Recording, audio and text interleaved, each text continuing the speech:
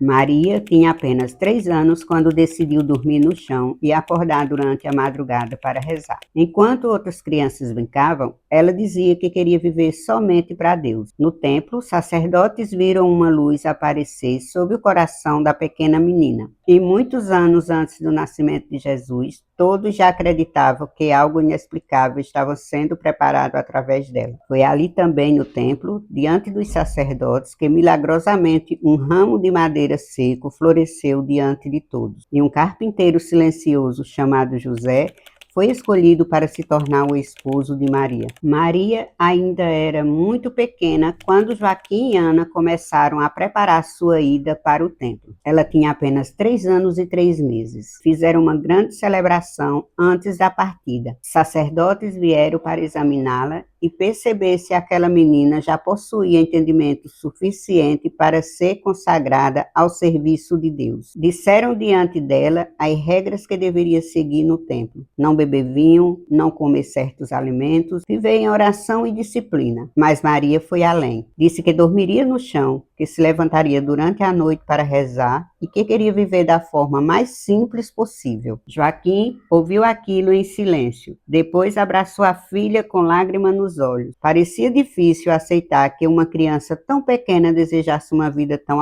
austera. Mesmo assim, tudo foi preparado para sua partida. Naquele dia, Maria permaneceu diante dos sacerdotes enquanto eles rezavam, segurando rolos de pergaminhos abertos nas mãos. Ela estava em silêncio sobre uma pequena plataforma da altura de um degrau. Então começaram as bênçãos. Enquanto os sacerdotes estendiam as mãos sobre a menina, surgiu diante dos olhos de Ana Catarina uma visão difícil de descrever. Ela viu Maria envolvida por uma luz suave. Sob o coração da pequena menina aparecia uma espécie de brilho vivo, como se algo estivesse sendo guardado ali. A visão parecia unir símbolos antigos das Escrituras, como a Arca da Aliança, o pão, o vinho e muitas outras coisas. Tudo aparecia diante dela como figuras luminosas que lentamente se aproximavam do coração da menina. E então aquela luz entrou nela. Depois disso, Maria permaneceu parada, imóvel, profundamente recolhida, como se estivesse muito distante dali. Pouco tempo depois,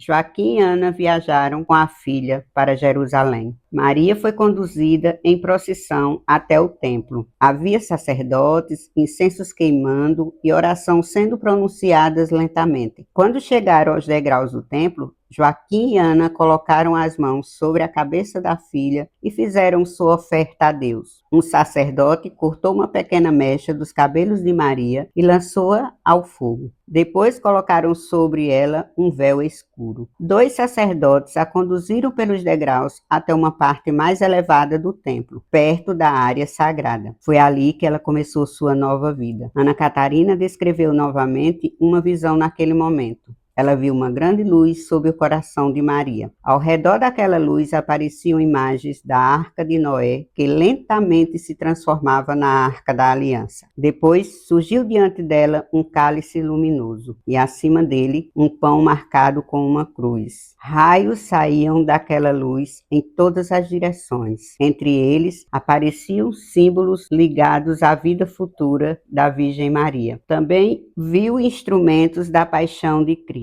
A cruz, os cravos, a lança, tudo isso muitos anos antes do nascimento de Jesus. E acima daquela visão, o céu parecia aberto, cheio de anjos. Quando tudo desapareceu, restava apenas Maria, ainda pequena, parada entre os sacerdotes do templo. Naquela mesma noite, ela foi conduzida ao lugar onde passaria a viver. Seu quarto era simples. Havia um pequeno banco, uma mesa, algumas prateleiras e uma janela de onde se podia ver parte do templo. As outras jovens usavam vestidos claros e véus longos. Viviam entre orações, trabalhos e estudos. Maria aprendeu rapidamente os serviços do templo. Costurava pequenos tecidos, lavava toalhas, limpava vasos sagrados. Passava também longos períodos em silêncio. E quando todos dormiam, ela se levantava sozinha para rezar. Ana Catarina dizia vê-la muitas vezes ajoelhada durante a madrugada, às vezes chorando em oração, outras vezes envolvida por uma luz suave. Maria guardava dentro de si um desejo constante pela vinda do Salvador prometido. mas em sua humildade não imaginava outra coisa senão servir. Os anos passaram. As jovens do templo, ao atingirem certa idade, normalmente se casavam e deixavam aquele lugar. Mas Maria não queria partir, desejava permanecer ali para sempre. Mesmo assim, disseram que ela deveria se casar. Foi então que algo incomum aconteceu. Um sacerdote muito idoso foi levado diante do lugar mais sagrado do templo.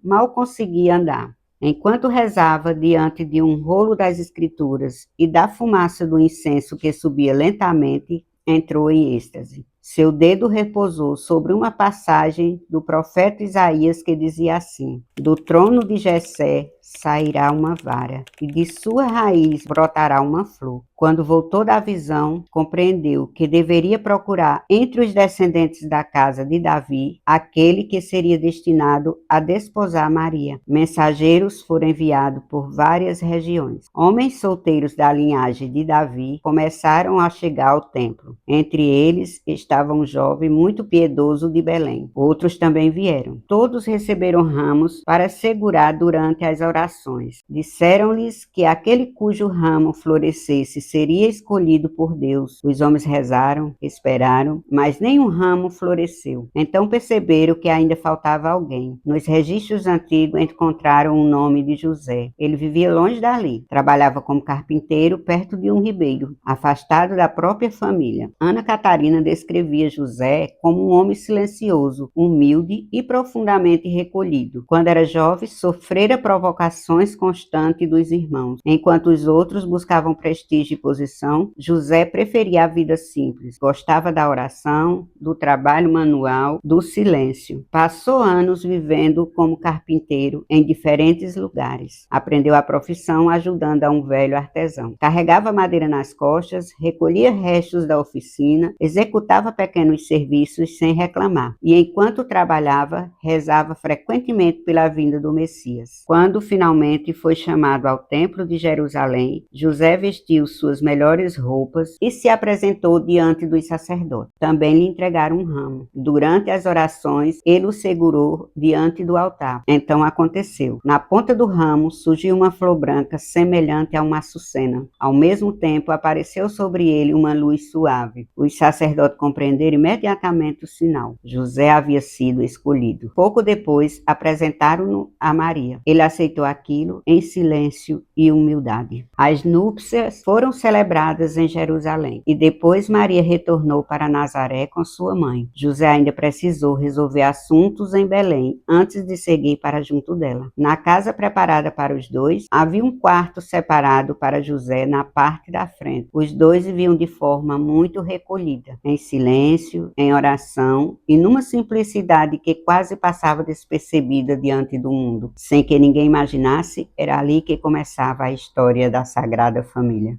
No próximo vídeo, vamos conhecer como aconteceu a visão da Anunciação e do nascimento de nosso Senhor Jesus Cristo. Todas essas histórias são baseadas nas visões de uma grande mística chamada Ana Catarina.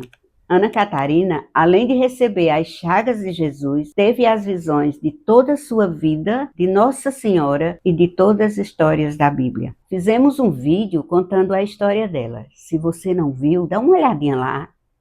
Tá muito legal. Me diz nos comentários o que você achou da história de hoje. Você gostou? Vou ler todos os comentários. Aguardo vocês. E se você gostou, deixa o seu like para fortalecer o canal Amada Nossa Senhora. Nos vemos no próximo vídeo. Até lá!